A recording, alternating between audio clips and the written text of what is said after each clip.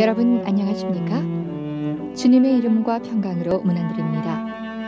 부득이한 사정으로 주일 예배에 참석치 못한 분들과 주님의 복음을 널리 전하기 위해 선교용으로 제작된 영생장로교회 이영걸 목사님의 주일 설교입니다. 이 귀한 하나님의 말씀을 통해 크신 은혜를 체험하시고 힘차고 복된 신앙생활이 되셔서 하나님께 영광 돌리시는 여러분 되시길 바랍니다.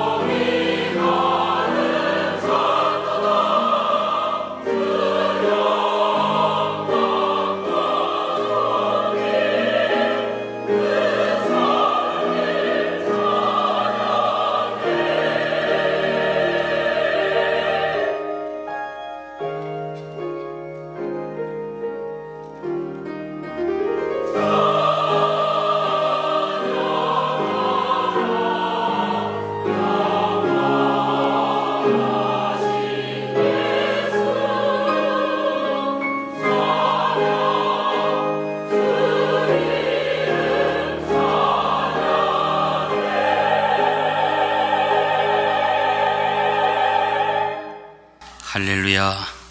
새 노래로 여호와께 노래하며 성도의 회중에서 찬양할지어다. 이스라엘은 자기를 지으신 자로 인하여 즐거워하며 시온의 자민은 저의 왕으로 인하여 즐거워할지어다. 춤추며 그의 이름을 찬양하며 소와 수금으로 그를 찬양할지어다.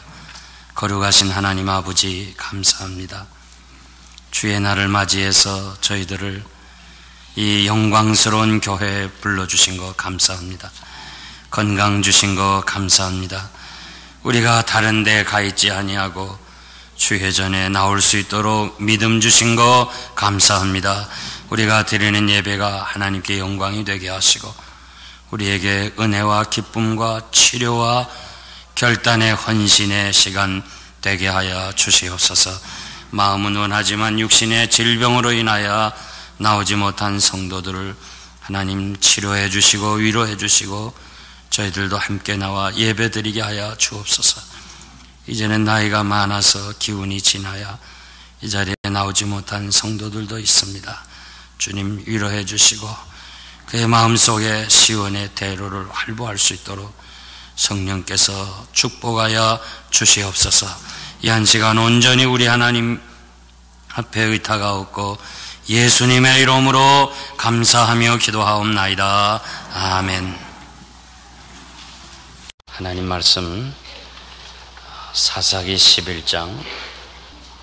사사기 11장 12절 말씀부터 28절까지 봉독하겠습니다. 입다가 암몬 자손의 왕에게 사자를 보내어 이르되 내가 나와 무슨 상관이 있기에 내 땅을 치러 내게 왔느냐? 암몬 자손의 왕이 입다의 사자에게 대답하되 이스라엘이 애굽에서 올라올 때에 아르논에서부터 야복과 요단까지 내 땅을 취한 연고니 이제 그것을 화평히 다시 돌리라. 입다가 암몬 자손의 왕에게 다시 사자를 보내어 그에게 이르되 입다가 말하노라. 이스라엘이 모압 땅과 암몬 자손의 땅을 취하지 아니하였느니라.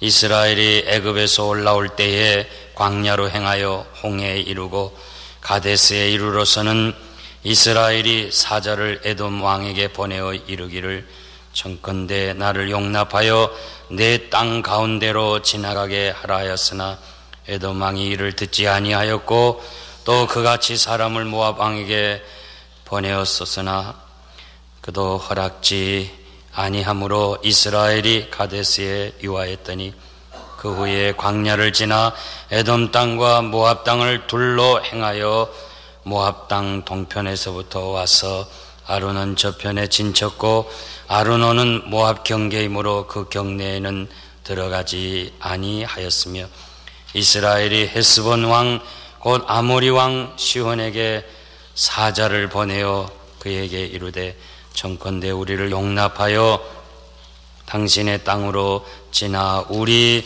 곳에 이르게 하라 하였으나 시온이 이스라엘을 믿지 아니하여 그 지경으로 지나지 못하게 할 뿐 아니라 그 모든 백성을 모아 야하스에 진치고 이스라엘 침으로 이스라엘의 하나님 여호와께서 시온과 그 모든 백성을 이스라엘의 손에 붙이심에 이스라엘이 쳐서 그 땅 거민 아모리 사람의 온 땅을 취하되 아르논에서부터 야보까지와 광야에서부터 요단까지 아모리 사람의 온 지경을 취하였었느니라.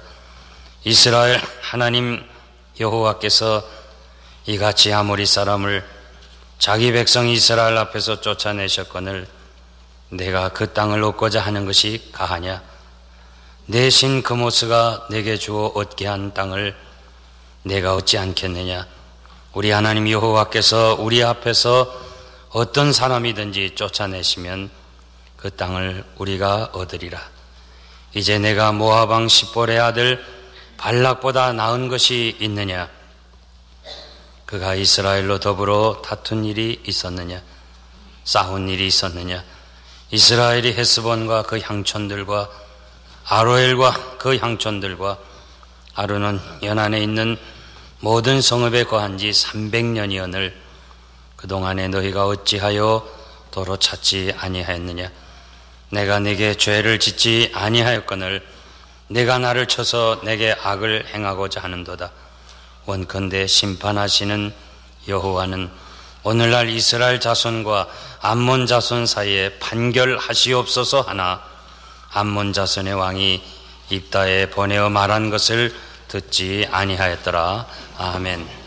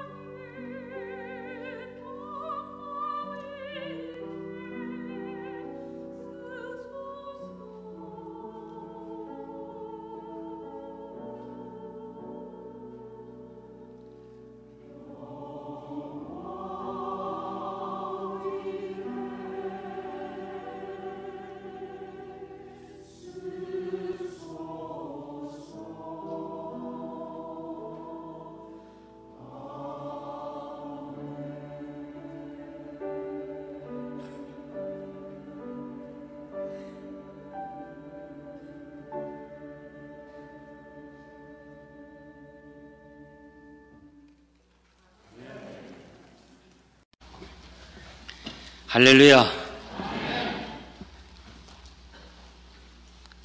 지난주에는 큰 용사 입다에 대해서 여러분과 같이 생각했습니다. 입다는 기생의 아들로 태어나서 말로 다 할 수 없이 어려움과 멸시와 천대를 받으면서 가족에게 내어 쫓김 당하고 또 너같이 이런 아들이 있어서는 교육상 이 성에서 도무지 안 되겠다고 길르앗 장로들에 의해서 내어 쫓긴 이 입다가 하나님의 은혜로 이스라엘의 장관으로 세워주었습니다. 사무엘상 2장 7절 보면 하나님은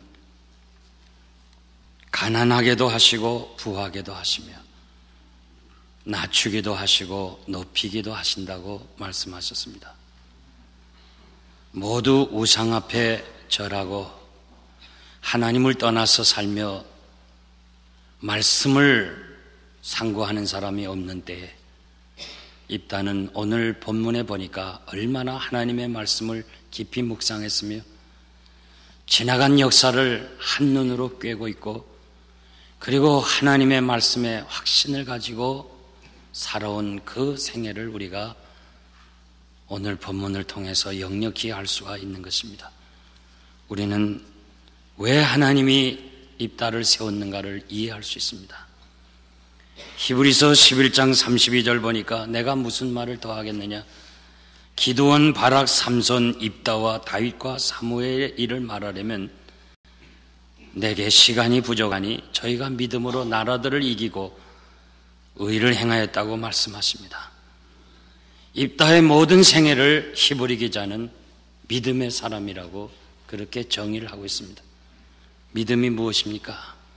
믿음은 이론이 아닙니다. 믿음은 단순하게 말로 끝나는 것이 아닙니다. 천국은 말에 있지 아니하고 능력에 있다고 말씀하고 있습니다. 믿음은 실상을 소유한 것이라고 그랬습니다. 믿음은 증거라고 그랬습니다. 증거는 법정 용어입니다. 법정에서 옳고 그름을 판단하는 것이 증거입니다. 성도의 삶이 세상에 옳고 그르다는 사실을 판단할 수 있는 기준이 되어야 됩니다. 여러분의 삶이 증거가 될 정도로 가치가 있어야 하는 것입니다. 테레사 수녀가 호주를 방문했을 때 그곳에 많은 수녀사들과 또 수녀들과 수도사들이 그분과 가까이에서 뭔가 배우고 듣기를 원했습니다. 그런데 기회가 없었습니다. 한 수도사가 이 테레사 수녀를 통해서 뭔가 배우기를 싶어서 다음은 뉴기니아로 간다는 일정을 알고서 내가 뉴기니아로 가는 항공료를 전부 지불할 테니까 나하고 좀 같이 가서 비행기 안에서 그 여행길을 그 가운데서 좀 배우고 싶다고 얘기를 했습니다. 그럴 때 그녀는 당신은 항공료를 가지고 있습니까? 예, 가지고 있습니다. 그러면 그것을 가난한 사람들에게 주십시오. 그것이 내가 당신에게 가르치고 배우는 것보다 더 많은 것을 배울 수가 있을 것입니다. 무엇을 말합니까? 배우는 것보다도 삶이 중요하다고 이야기를 했습니다. 저는 지난번 한국교회 가서 이제 성경 공부를 그만하라고 그랬습니다. 한국은 성경 공부가 너무 많아요. 제자훈련 이런 공부 저런 공부 책방에 가면 너무너무 많아요. 기독교는 공부하는 것이 아닙니다.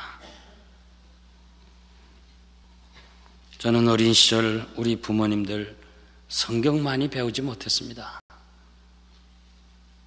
그렇게 성경 공부 많이 안 했습니다. 그러나 예수 믿는 사람은 뭔가 다른 것이 있었습니다.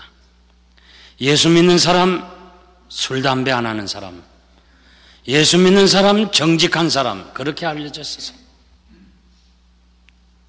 요즘 예수 믿는 사람이나 안 믿는 사람이나 모두 다 술, 담배 다 해. 모두 다 부정적이야. 분간이 안 되는 세상이 됐어요. 우리 신앙의 선배들, 목사님, 장로님들, 저들은 비록 영어를 못했고 성경 원어를 몰랐다 할지라도 저들은 하나님 말씀대로 살았어요. 말씀대로 순종해서 한 번밖에 없는 생명이지만 생명을 내놓았어요. 말씀대로 순종하기 위해서 저들은 감옥에 가고 매도 맞고 많은 재산도 잃어버렸습니다.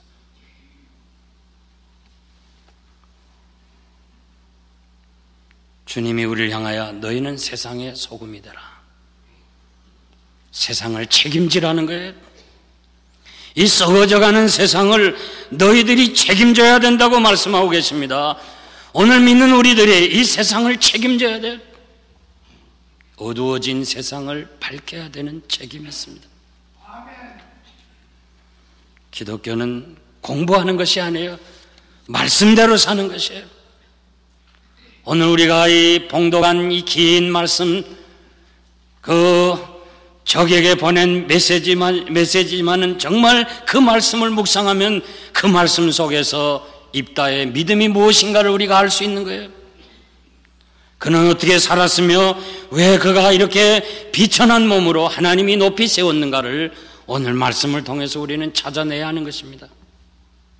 그래서 저는 오늘 말씀을 통해서 입다의 믿음에 대해서 말씀드리길 원하고 있어요. 첫째, 그는 평화적으로 해결하려는 사람이었어요. 12절 보니까 입다가 암몬 자손의 왕에게 사자를 보내 당신이 왜 이 땅을 치러 왔느냐? 이스라엘의 침입에 부당성을 주장하고 하지 말라고 말씀하고 있습니다. 유혈 전쟁을 원하지 않았습니다. 무력 대응이 아니고 외교적 노력으로 평화적으로 문제를 해결하려고 했습니다. 그의 태도에서 그의 신앙이 무엇인지를 알 수가 있습니다. 로마서 5장 1절 보니까 우리가 믿음으로 의롭다 하심을 얻었은즉 이제는 하나님과 더불어 화평을 누리자고 그랬습니다. 여러분들이 그리스도의 보배로운 보혈로 의롭다 하심을 얻었으면 하나님과 이제 화평을 가졌으면 화평을 누리자고 그랬습니다. 화평을 누리는 것이 무엇입니까? 사람들과 화평을 하는 것입니다. 할 수 있거든 너희로서는 모든 사람으로 더불어 평화하라. 이 할 수 있거든 이 말씀 보니까 쉽게 이루어지는 것은 아닙니다. 상당한 희생과 양보가 있어야 돼요. 심지어는 한 가정에서 부부가 살면서 부부끼리 서로 화목하고 화평을 이루는데 얼마나 희생이 있으며 양보가 있습니까? 어렵지 않아요. 정말 많은 사람도 아니고 단둘이고 그리고 함께 살겠다고 굳게 서약한 사람이지만은 이 두 사람의 화평도 이루기가 참 어려워서 그렇게 오래 살던 사람이 나누어지는 일들을 보잖아요. 그러니까 화평이 얼마나 어려운 것을 알 수 있어요. 할 수 있거든 이 말씀 속에서는 최선을 다해서 화목하라, 화평하라고 말씀하십니다. 할 수 있거든 이 말씀 속에서 결국 평화의 한계도 말하고 있어요. 할 수 없는 때도 있다는 것입니다.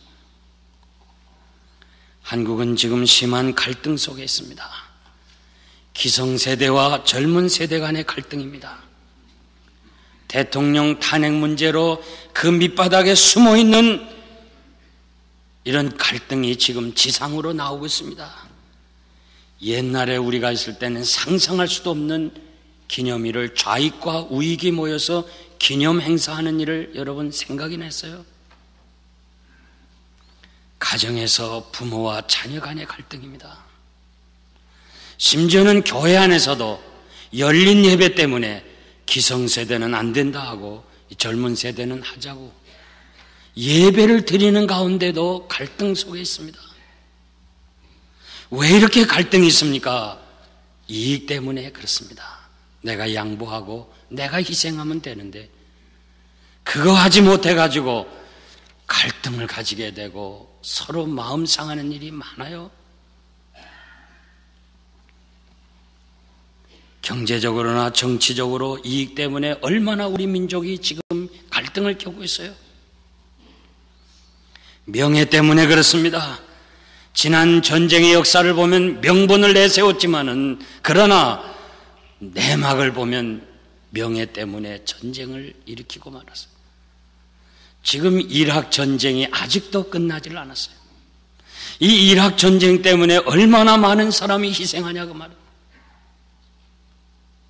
제가 알기로는 마지막 가서 후세인이 손들고 모든 것을 다 하겠다 할 때 그대로 정부가 받아들였으면 오늘의 이 아픔이 없는데, 그 명분, 싸우겠다는 그 명분, 말한 그 명예 때문에 결국은 이렇게 긴 세월 동안 전쟁이 이루어지고 있는 것입니다.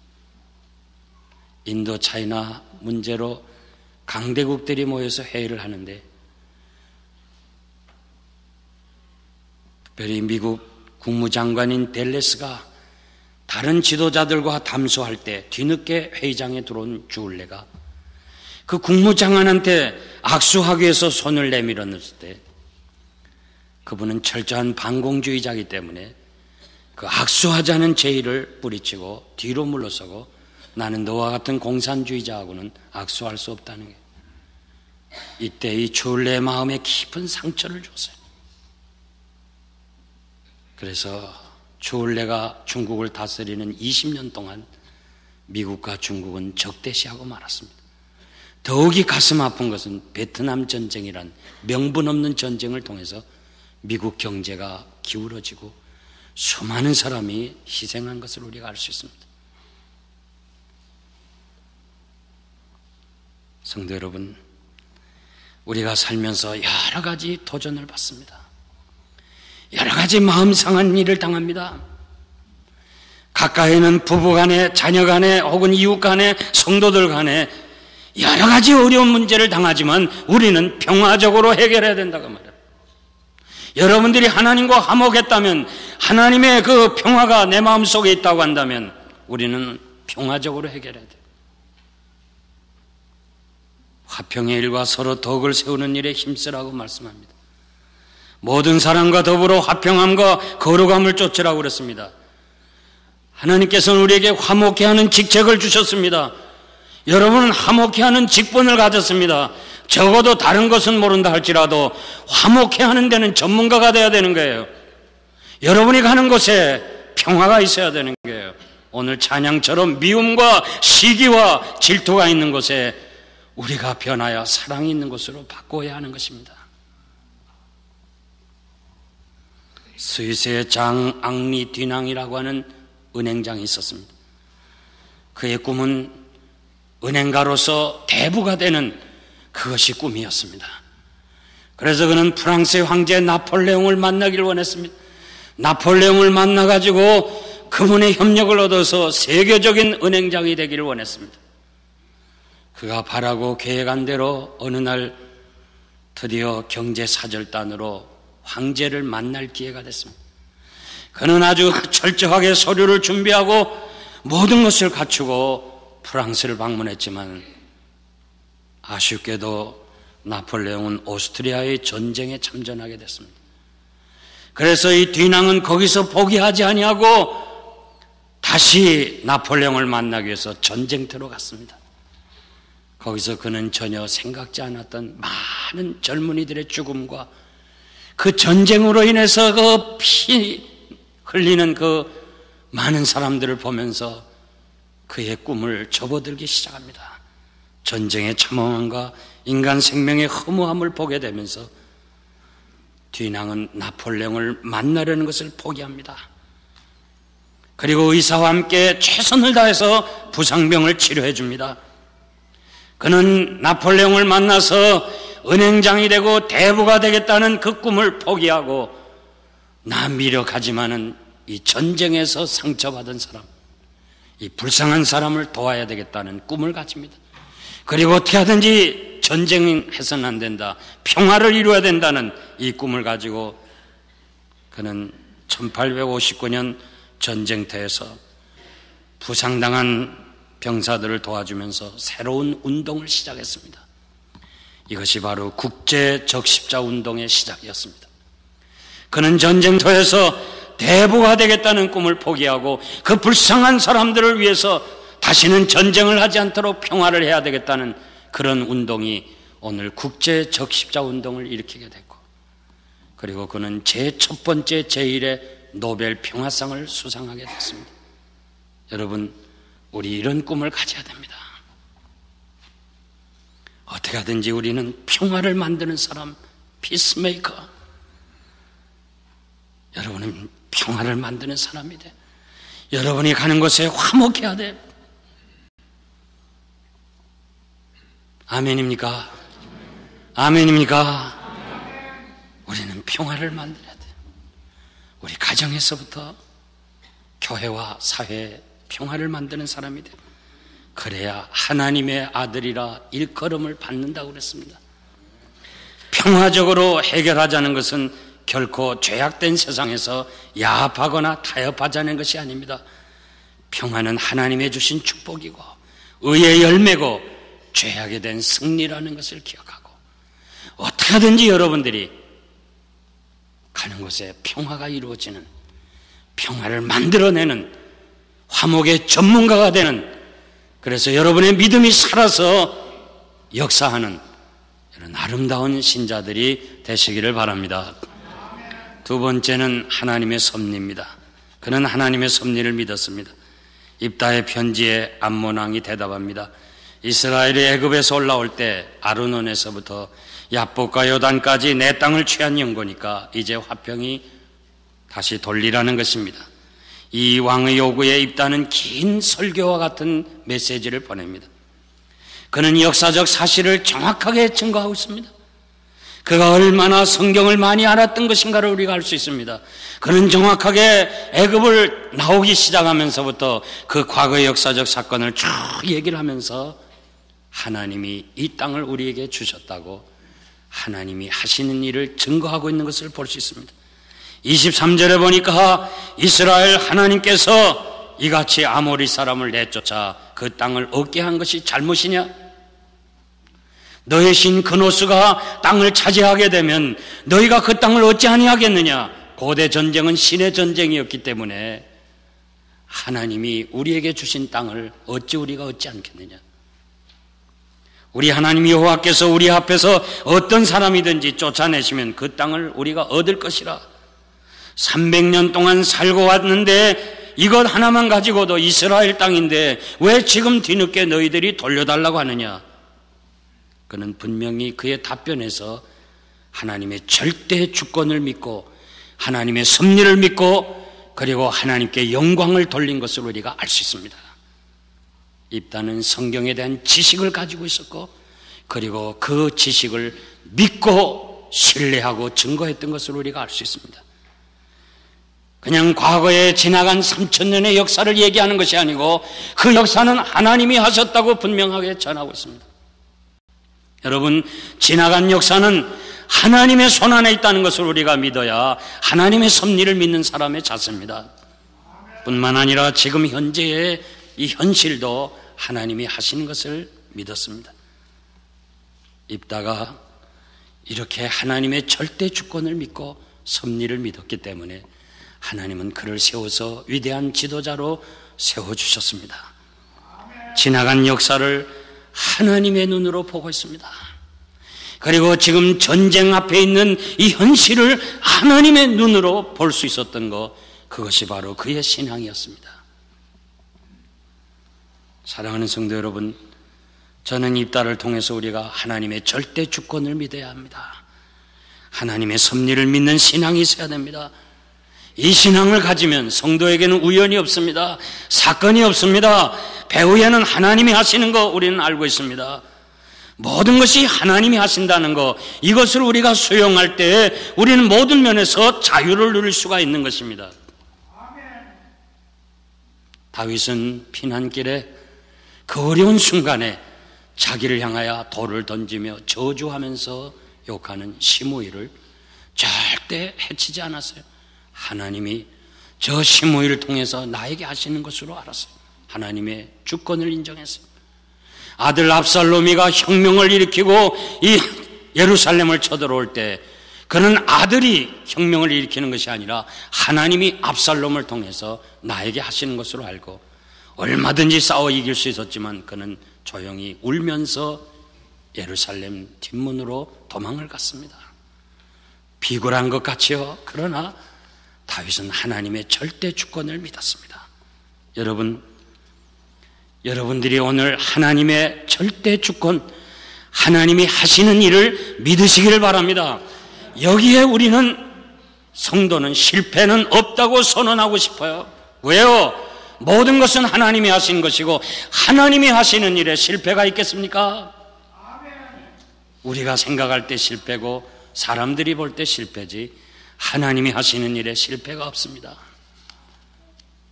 시간이 지나면 합력하여 선을 이루시는 하나님의 뜻대로 된 것을 우리가 깨닫게 되는 것입니다. 사도 바울은 이 사실을 우리들에게 전하기 위해서 우리 주 예수 그리스도 하나님 영광의 아버지께서 이 지혜와 계시의 정신을 너에게 주어서 하나님의 섭리를 알게 하도록 기도하고 있습니다. 하나님은 너희 마음 눈을 밝히시고 그의 부르심의 소망이 무엇이며 성도 안에서 기업의 영광이 풍성한 것이 무엇인지 그 힘의 강력으로 역사하심을 따라 믿는 우리에게 베푸시는 하나님의 능력의 위대성을 알기를 하나님 앞에 기도했습니다. 사도 바울은 어떻게 하든지 여러분들이 하나님의 섭리, 하나님이 하시는 일, 그 일을 신령한 눈이 열려서 볼 수 있도록 그렇게 기도한다고 그랬습니다. 여러분, 하나님의 섭리를 꼭 믿으시기 바랍니다. 기독교인이 무엇입니까? 예수 잘 믿는다는 것이 무엇입니까? 하나님이 나를 사랑하고 있다는 것을 깨닫는 거예요. 아무리 성경 말씀이 귀하고 설교를 많이 듣는다 할지라도 깨닫지 못하면 아무것도 아닌 거예요. 깨달아야 돼요. 은혜의 섭리로 인도하신다는 걸 깨달을 필요가 있습니다. 시편 139편 9절 말씀 보니까 내가 새벽 날개를 피고 저 바다 끝까지 거한다 할지라도 거기에도 하나님이 계시고 거기서도 은혜로 나를 인도하신다고 하나님의 섭리를 말씀해 주었습니다. 사도 바울은 내가 예수 그리스도에게 잡힌 바 됐다. 이 예수 그리스도에게 잡힌 바 된 그것을 쫓아간다고 섭리를 잡힌 것이라고 표현을 했습니다. 여러분, 나의 인생 여정길에 우리 장로님이 기도하신 대로 우리 인생 여정길 잘 몰라요. 그러나 하나님이 여러분들 붙잡고 계신 걸 믿으시기 바랍니다. 나의 인생 여정길, 나의 미래는 하나님의 손안에 붙잡혀 있다고 말해요. 우리는 하나님의 손안에 있는 것이 행복한 거예요. 여기 나이 드신 분은 기억하겠지만 옛날에 십자매라는 새를 길렀습니다. 이 십자매라는 게 딱 손가락만한 새인데요, 아주 하얀 새인데 이것이 한국에서 돈이 됐어요. 이거하고 메추라기랑.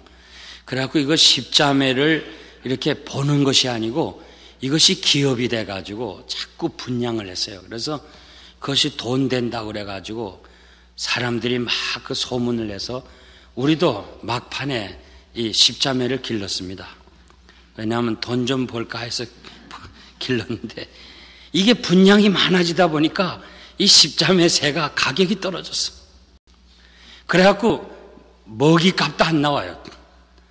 이게 다 초창기에 이렇게 소문 내기 전에 한 사람은 돈 많이 벌었는데 소문 내고 다음 많은 사람이 십자매를 이렇게 분양하다 보니까 이 값이 그냥 툭 떨어졌어요.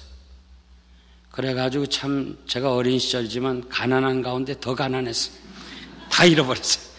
할 수 있어요. 이 새를 죽일 수는 없고 그냥 날려보내야 되는데 날지를 못하는 거예요. 이 십자매는 이 울타리 안에서 이 철장 안에서 가치가 있는 새지 이게 날아가라니까 날지를 못하는 거예요. 다 죽어버려요. 제가 왜 말씀드린 거 하니 우리는 하나님의 사랑의 울타리 안에서 살아야 거기서 행복하지. 이 하나님의 섭리 밖에 나가면 우리는 파멸이라고 말해요. 여러분들이 정말 잘못된 길로 갈 때 매를 맞고 그때그때마다 하나님의 사랑을 참으로 느끼며 사는 거고 행복한 거예요.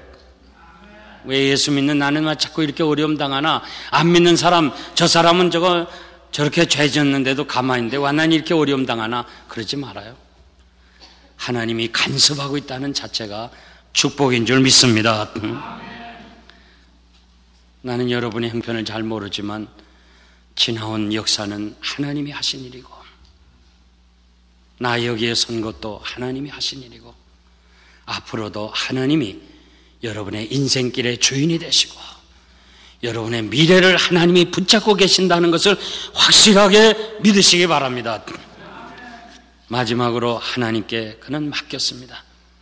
27절 28절 보니까 입다가 다시 말을 하는데, 내가 네게 죄를 짓지 아니하였거늘 내가 나를 쳐서 내게 악을 행하고자 하는도다. 원컨대 심판하시는 여호와는 오늘날 이스라엘 자손과 암몬 자손 사이에 판결하시옵소서. 그것으로 결말을 냅니다. 하나님이 판결하시옵소서. 믿음의 사람은 하나님께 맡기는 것입니다. 하나님만이 유일한 재판장이시고 하나님만이 옳고 그름을 판단하시기 때문에 그렇습니다. 그는 하나님의 공의를 선포하는 동시에 하나님의 위대하신 능력을 선포하는 신앙 고백입니다. 입다는 암몬 왕에게 전쟁을 하지 않았습니다. 하나님이 심판하시옵소서. 만약에 하나님이 이 땅을 주시기로 원하면 주실 것이고, 하나님께서 안 주시기로 하신다면 너희들이 아무리 강대국이 오고 아무리 많은 군사가 와도 이 땅을 차지할 수 없다는 하나님의 절대 주권 살아계신 역사를 고백했습니다. 사랑하는 성도 여러분, 우리가 이 죄악된 세상에서 여러 가지 어려운 일을 당할 때 우리는 어떻게 해야 됩니까? 고민하고 생각하고 그렇게 하지 말고 하나님께 맡기시길 바랍니다. 하나님께서 해결해 주실 줄 믿습니다. 하나님은 공의로우시고 그 하나님은 나의 모든 문제를 아시기 때문에 하나님 판단하시옵소서. 여기에 문제가 해결될 줄 믿습니다. 로마서 16장 20절 보니까 평강의 하나님께서 속히 사단을 너희 발 아래 상하게 하시리라고 그랬습니다. 우리는 이 말씀 기억하고 이 대적들의 술수와 세상의 온갖 불의한 도전에 결코 두려워하거나 위축되어서는 안 될 것입니다. 제가 존경하는 모든 사람들은 어려울 때마다 하나님께 맡겼습니다. 하나님이 하시기 때문에 하나님께서 판단하실 줄 믿습니다. 아무것도 염려하지 말고 오직 모든 일에 기도와 간구로 너희 구할 것을 감사함으로 하나님께 아뢰라. 그리하면 너희 마음과 생각을 지키시리라. 여러분, 우리가 어려울 때, 괴로울 때 우리 마음과 생각이 얼마나 번민해 찹니까? 내가 내 생각이고 내 마음이지만 내 스스로 컨트롤할 수 없어요. 내 생각 내가 마음대로 못해요. 내 마음대로 못해요. 하나님께서만이 여러분의 생각과 마음을 평강으로 지켜주실 줄 믿습니다. 요즘 이 40대 사망률이 참 많습니다. 요즘 40대 이상 되신 분들이 병원에 가기가 무섭습니다. 왜요? 병원에 가면 갑작스럽게 그냥 하루아침에 생명에 위독하다는 얘기를 듣습니다. 이제 얼마 남지 않았다는 그런 얘기를 듣습니다. 제가 지난번에 암으로 투병하고 그래서 암에서 해결한 사람의 얘기를 쭉 듣는 가운데 어느 날 우리는 이렇게 말합니다. 난 건강했는데, 난 아무렇지도 않았는데 갑자기 난 암이라는 선언 받아서 나는 어떻게 할 수 없습니다. 그런 얘기가 많은데 사실은 그렇지 않다는 거예요. 벌써 암이라는 얘기가 나올 때는 그전 20년 동안, 적어도 20년 동안 우리 마음속에 번민하고 괴로워하고 그 고통스럽고 풀지 못한 그 응어리진 것들이 조금씩 모여서 20년이 지나서 그것이 암으로 된다는 거예요. 나도 암세포가 있고 여러분도 암세포가 있어요. 우리 모두가 다 암세포가 다 있어요. 암 없는 사람 없어요. 지금 다 있어요. 그런데 우리 고민하고 괴로워하고 고통 가운데 번민 속에 있으면 그것이 암이 된다 그 말이에요. 그러니까 우리는 무엇이든지 그냥 어려움이 있으면 그 마음에 두지 말고 번민하지 말고 고민하지 말고 하나님께 맡기시길 바랍니다. 하나님이 다 해결하신다고 그랬어요. 하나님이 해결하신다고 그랬어요. 우리는 무서운 경쟁 시대에 살고 있어요. 피곤하게 살고 있어요. 아침형 인간이라는 책을 여러분 한번 읽을 수 있으면 읽어보세요. 요즘 아주 새롭게 일본 사람이 지은 책인데 그 책에 보니까 사람들이 아침형으로 하나님이 만드셨는데 이제 밤문화로 바꿨다는 거예요. 옛날에 우리 해만 지면 잤잖아요. 그리고 아침에 일찍 일어났잖아요. 아침에 일찍 일어나고 일찍이 잠자는 사람은 병이 없다는 거예요. 그런데 우리는 이거 하나님이 만드신 섭리를 역행해 가지고 밤에 일하고 밤에 즐기고 밤에 놀고 아침에 자는 거야. 계속 잔다 그 말이에요. 그래서 병이 생긴다는 거예요. 그러면서 그 의사로서 모든 의학적 뒷받침을 하면서 아침형 인간, 이 창조주, 말은 안 했지만 그 글이 그거예요. 창조주, 하나님이 만드신 본래의 인간 세계로 돌아가면 건강이 충분하다는 거예요. 이 밤으로 다 바뀌어져서 그래요. 제가 집회하면서 악수를 많이 했어요. 그냥 사람들이 은혜를 받아갖고 내 손목을 꽉꽉 쥐는데 혼났어요. 그것도 많은 사람을 하려니까. 우리 교인들 얼마 안 됐지만 많은 사람에게 일일이 악수하려니까.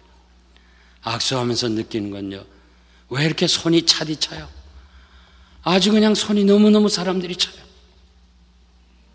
그냥 다 골병든 사람들이에요. 왜 그래요? 스트레스를 많이 받아서. 이 스트레스는 왜 생기냐? 불안, 좌절, 갈등, 이 세 가지가 스트레스의 원인이에요. 시편 55편 16절 보니까 다윗도 우리처럼 스트레스를 받았어요. 그 스트레스를 많이 받고 그걸 해결했어요. 그러면서 22절에 보니까 내 짐을 여호와께 맡기라. 너를 붙드시고 의인의 요동함을 허락지 않는다. 우리의 모든 짐, 고민, 이 번민, 고통, 괴로움을 다 하나님께 맡기라고 그랬어요.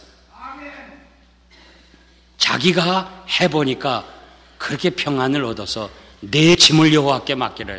내 짐이라 하는, 지금 다윗이 얘기하면서 내 짐이라는 말 안 했어요. 내 짐이라고 그랬어요. 내 짐을 여호와께 맡기라. 우리는 맡겨야 돼요.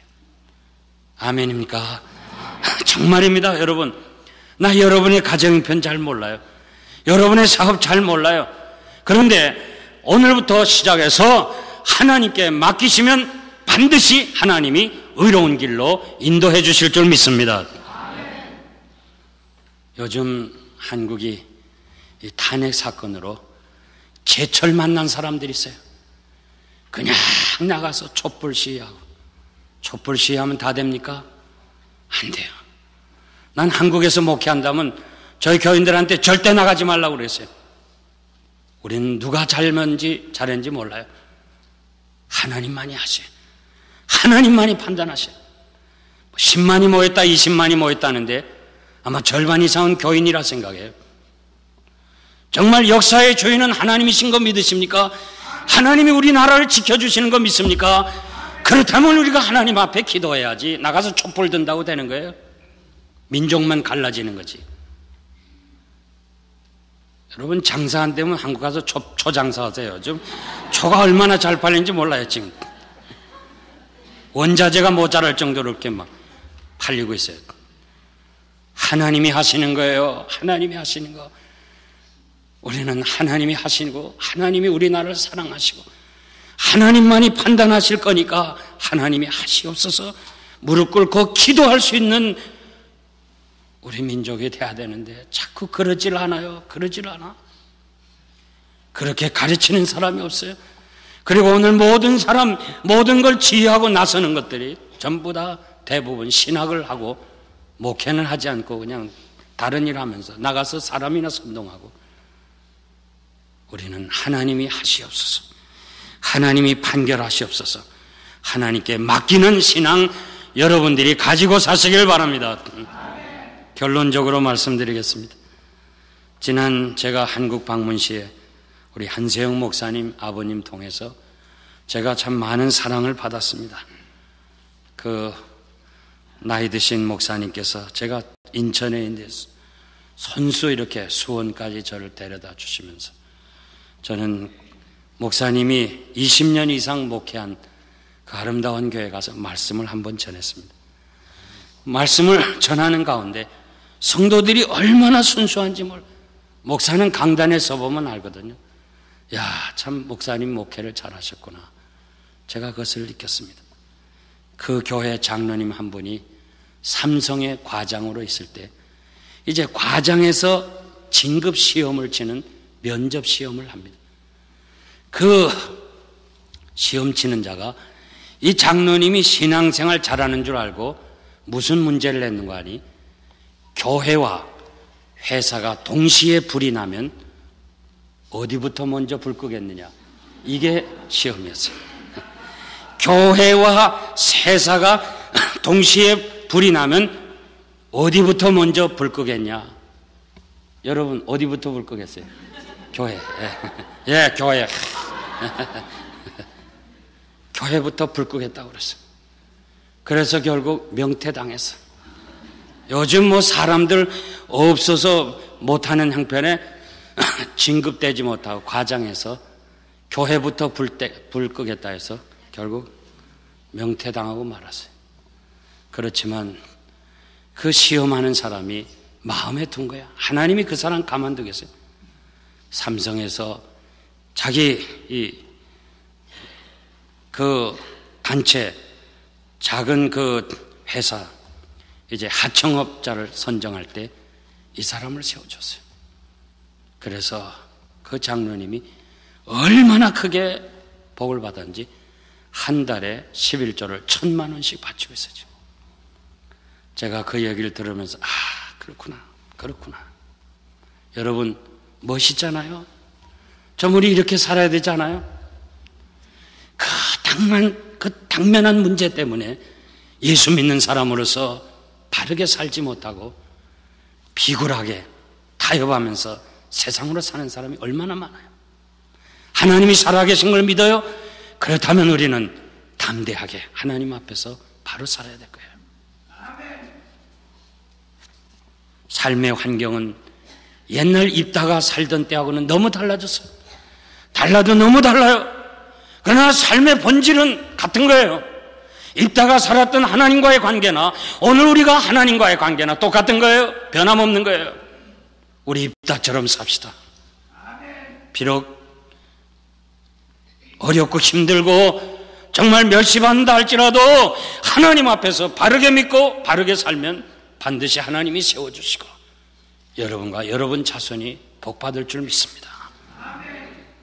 하나님의 사람답게 언제나 평화적으로 해결하고, 그리고 하나님의 절대 주권을 인정하고 누구를 원망하거나 욕하지 말고 오히려 겸손하게 그것을 수용하면서 문제가 생길 때마다 고민하지 말고 도울 힘이 없는 인생을 의지하지 말고 사람들에게 여론화시키지 말고 조용히 하나님이여 하나님만이 판결하시옵소서, 하나님만이 아십니다. 무릎 꿇고 기도할 수 있는 오늘 입다와 같은 여러분 되시기를 주의 이름으로 축원합니다. 기도하겠습니다. 하나님 아버지, 오늘 믿는 사람 많고 교회도 많고 신학교도 많고 주의 종들도 많은데 우린 너무도 삶이 없습니다. 성경은 그렇게 많이 보고 외우고 공부는 많이 하면서도 배우면서도 삶이 없기 때문에 오늘 우리 두고 온 한국이나 살려온 여기도 이렇게 어렵습니다.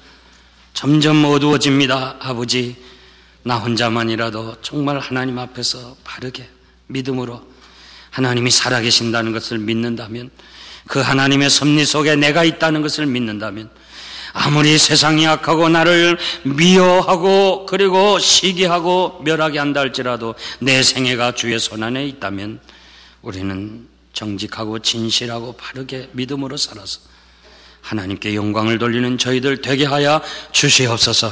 아버지여, 우리의 두고 온 조국 지금 여러 가지 어려운 문제들이 있습니다. 우리는 누가 옳은지 모릅니다. 오직 하나님만이 아십니다. 하나님은 오늘까지 우리나라의 주인이 되어주시고 우리의 역사를 주관하신 것을 압니다. 지나온 역사 고비고비 하나님이 지켜주신 것을 저희들이 믿습니다. 그 하나님께서 판단하실 것을 믿고 조용히 한국 교회가 기도하면서 하나님 앞에 간구하는 입다와 같은 사람이 많아지도록 축복하여 주시옵소서. 오늘 이 시간 사랑하는 성도들, 저들에게 여러 가지 문제들, 여러 가지 복잡한 문제들 하나님께 맡기고 기쁨으로 돌아가는 귀한 성도들 되게 하여 주시옵소서. 예수님의 이름으로 감사하며 기도하옵나이다. 아멘. 지금은 우리 주님 예수 그리스도의 무한하신 은혜와 하나님 아버지의 극진하신 사랑하심과 성령님의 감동 역사하심이 입다와 같이 모든 것을 믿음으로 모든 것을 하나님의 영광을 위해서 살기를 소원하는 사랑하는 성도들 머리 위에 지금으로부터 영원토록 함께 있을지어다. 아멘.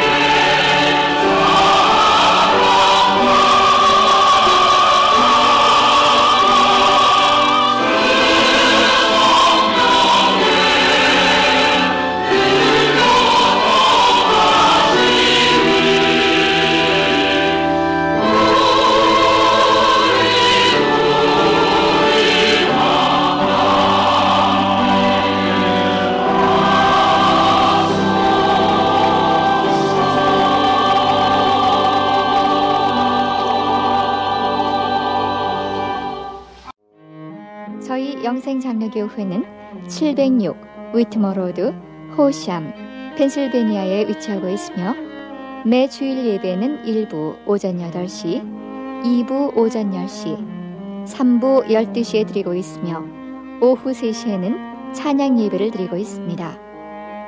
그리고 우리 2세들을 위한 영어 예배를 오전 9시에 드리고 있습니다.